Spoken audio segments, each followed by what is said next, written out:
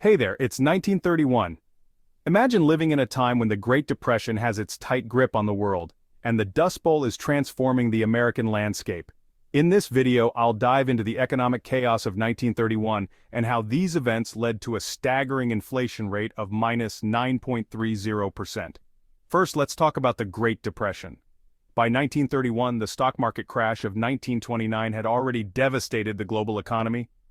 Millions of people were out of work, banks were failing, and businesses were closing their doors.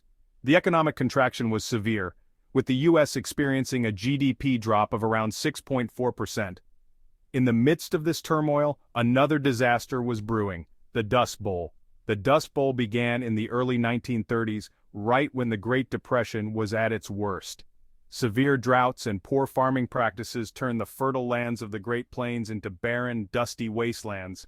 Massive dust storms swept across the region, destroying crops and making it nearly impossible for farmers to grow food. This agricultural collapse had a huge impact on the economy. With crops failing and farms becoming uninhabitable, food prices plummeted. Farmers couldn't sell their produce and many were forced to abandon their lands. This led to a surplus of agricultural products that nobody could afford to buy, pushing prices even lower. The drop in food prices contributed significantly to the deflationary spiral of 1931. But it wasn't just food prices that were affected. The overall demand for goods and services dropped sharply during the Great Depression. When people don't have money to spend, businesses don't make money, and prices fall across the board. This is exactly what happened in 1931, leading to a deflation rate of minus 9.30%. Deflation might sound like a good thing at first. After all, lower prices mean you can buy more with less money. But in reality, deflation can be just as harmful as inflation.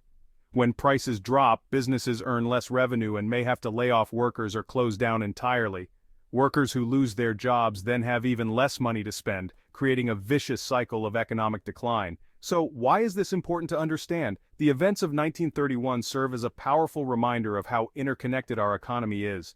Natural disasters like the Dust Bowl and economic crises like the Great Depression don't just affect one sector, they ripple outwards, impacting every aspect of life.